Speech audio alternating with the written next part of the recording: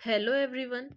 आज हम सॉल्व करने वाले हैं लीड कोड एसक्यूएल 50 सीरीज़ का क्वेश्चन नंबर 4। लास्ट वीडियो में हमने क्वेश्चन 3 कर लिया था, आज हम क्वेश्चन 4 कर रहे हैं। तो हमारा क्वेश्चन 4 है आर्टिकल्स व्यू 1 और इस क्वेश्चन का नंबर है #1148। आप गूगल पर सर्च कीजिए, आपको इजीली मिल जाएगा। तो चलिए बिना टाइम वेस्ट किए स्टार्ट करते हैं। सबसे पहले हम क्वेश्चन को समझते हैं। हमें क्वेश्चन में एक टेबल दी गई है जिसका नाम व्यूज़ है और इस टेबल में हमें कॉलम नेम और टाइप दिया गया है। कॉलम नेम में हमारे पास 4 कॉलम्स हैं: article ID, author ID, viewer ID, view date. सभी आईडीज इंटीजर टाइप की हैं और view data type date type का कॉलम है। अब हम देखते हैं, there is no primary key column with unique values for this table, the table में हैव डुप्लीकेट रोज। क्वेश्चन में क्लियरली लिखा है कि इस टेबल की कोई प्राइमरी की नहीं है, इसलिए टेबल में डुप्लीकेट्स रो हैं। Each row of this table indicate that some viewer viewed on article written by some author on same date. Note that equal author ID and viewer ID indicate the same person. अब question क्या बोल रहा है?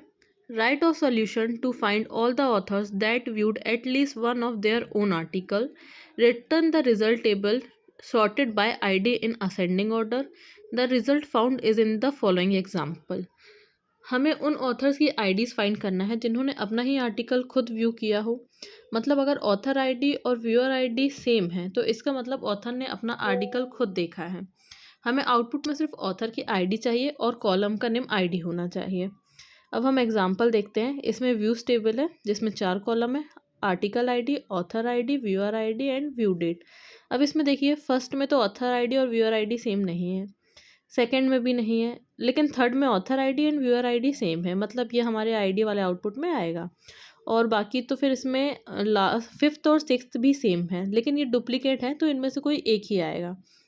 तो चलिए start करते हैं query लिखना। तो हम लिखेंगे सिलेक्ट डिस्टिंक्ट। सबसे पहले सिलेक्ट डिस्टिंक्ट यूज़ किया है ताकि डुप्लीकेट आईडीज रिमूव हो जाएं। उसके बाद author ID as ID. As का यूज़ एलियास देने के लिए होता है, यानी आउटपुट कॉलम का नेम आईडी हो जाएगा। इसके बाद हम लिखेंगे फ्रॉम और हमारे टेबल का नेम व्यूज़। फ्रॉम व्यूज़ बताता है कि डेटा व्यूज़ टेबल से आ रहा है। फिर हम यूज़ करेंगे where author ID is equal to where ID. यही हमारी मेन कंडीशन है। जब ऑथर आईडी और व्यूअर आईडी इक्वल होंगे तभी ऑथर ने अपना आर्टिकल खुद व्यू किया होगा। और लास्ट में हम ऑर्डर यूज़ करेंगे। ऑर्डर बाय आईडी लगाया है ताकि रिजल्ट असेंडिंग ऑर्डर में आ जाए, जैसे क्वेश्चन में कहा गया है। तो हम लिखेंगे ऑर्डर बाय आईडी। अब हम इस क्वेरी को रन करके देखते हैं।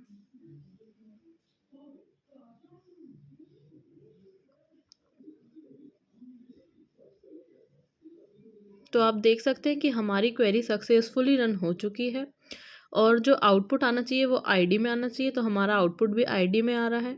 अब हम एक्सपेक्टेड आउटपुट भी देख लेते हैं। तो एक्सपेक्टेड आउटपुट और हमारा आउटपुट एकदम सेम है, मतलब हमारी क्वेरी एकदम सही है। अब हम इस कोड को सबमिट करते हैं।